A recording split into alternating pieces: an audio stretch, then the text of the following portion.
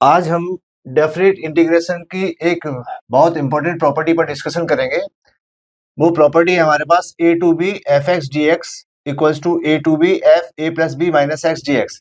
यानी एक्स की जगह अगर दोनों लिमिट का सम माइनस एक्स रिप्लेस कर दिया जाए तो डेफिनेट इंटीग्रेशन की वैल्यू पर कोई फर्क नहीं पड़ता। अब इसी प्रॉपर्टी का यूज करते हुए हम ये रिजल्ट बहुत आसानी से प्रूव कर सकते हैं। इस रिजल्ट को किस तरीके से आपको याद रखना है और किस तरीके से डायरेक्ट क्वेश्चंस में अप्लाई करना है, पहले देखते हैं इसको याद कैसे रखना है। ये हमारे पास है A to B F X D X, फिर यही फंक्शन यहाँ पर है और एक्स की जगह यहाँ पर है दोनों लिमिट का सम माइनस एक्स। अगर कोई क्वेश्चन इस फ्रेम में फिट होता है तो इसका डायरेक्ट आंसर एक स्टेप में आ जाता है बी माइनस ए अपॉन टू। इसको कैसे याद करना है? Upper limit minus lower limit divided by to. इस पर बेस्ड क्वेश्चन आता है तो सिंगल स्टेप या डबल स्टेप में बहुत आसानी से हो जाता है। अब देखते हैं कैसे क्वेश्चन करते हैं इस पर।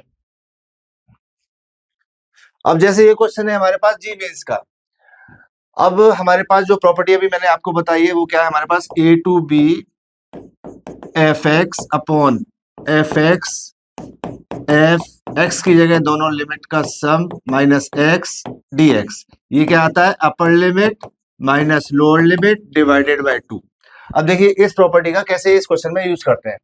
अब यहाँ पर हमारे पास फंक्शन एफ एक्स है, यहाँ पर भी फंक्शन एफ एक्स है। अब ये क्या है? यहाँ एक्स की है, दोनों लिमिट का सम माइनस एक्स आ रहा है कि नहीं आ रहा? तो इसको हम इस तरीके से कर सकते हैं, लॉग 6 माइनस दोनों लिमिट का सम 6 माइनस एक्स का होल स्क्वायर। देखिए 6 माइनस एक्स का होल स्क्वायर करेंगे तो क्या आ जाएगा? 36 plus x square minus 12x। यानी ये हमारे पास फंक्शन क्या है? एफ एक्स है और ये क्या है? एफ एक्स है। और यहाँ पर एक्स की जगह क्या आ रहा है? दोनों लिमिट का सम माइनस एक्स। दोनों लिमिट का सम क्या है? 4 प्लस 2 माइनस एक्स। तो ये डायरेक्टली इस फ्रेम में क्वेश्चन फिट हो रहा है, तो इसका आंसर क्या आएगा? अपर limit minus lower limit divided by 2, यानी 2/2 यानी 1।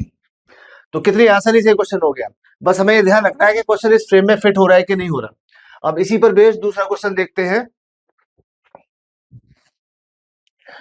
अब ये क्वेश्चन हमारे पास जी एडवांस का है। अब डायरेक्टली आप कहेंगे साहब इस फ्रेम में हमारे पास क्वेश्चन फिट नहीं हो रहा है। F X F A plus B minus X D X. लेकिन जब आप यहाँ पर थोड़ा सा कैलकुलेशन सोचेंगे तो आप यहाँ पर एक्स स्क्वायर को टी पुट कर देंगे तो ये डायरेक्टली इस फ्रेम में फिट हो जाएगा। कैसे? देखिए एक्स स्क्वायर बराबर हमने मान लिया टी, तो ये आ गया हमारे पास 2x dx equals to dt। तो x dx की वैल्यू हमारे पास क्या आ गई? 1/2 dt। ये सारे रिप्लेसमेंट इस क्वेश्चन में पुट कर दो तो ये हमारे पास लिमिट कैसे चेंज हो जाएंगी? जब x की वैल्यू रूट log 2 है तो t की वैल्यू क्या आ जाएगी? log 2। और ये हमारे पास क्या आ जाएगा? log 3। और ये हमारे पास x dx कितना आ गया? x dx आ गया 1/2 और dt यहाँ पर आ गया। अब हमारे पास ये बचा साइन टी और नीचे आया हमारे पास साइन टी और plus sign log 6 minus T. अब देखिए ये हमारे पास है फंक्शन एफ एक्स, ये है हमारे पास एफ एक्स। ये दोनों लिमिट का सम आ रहा है कैसे? log 3 plus log 2। ये क्या आता है हमारे पास? log 3 इंटू 2 यानी log 6। तो ये दोनों यहाँ पर हमारे पास क्या आ रहा है? दोनों लिमिट का सम माइनस टी। तो हमारे पास ये क्वेश्चन डायरेक्टली इस फ्रेम में फिट हो रहा है। तो आंसर क्या आ गया? 1/2 यहाँ पर लगा हुआ है, ये लिख दिया। अपर लिमिट क्या है हमारे पास? log 3। लोअर लिमिट क्या है हमारे पास? log 2 divided by 2। This is the answer.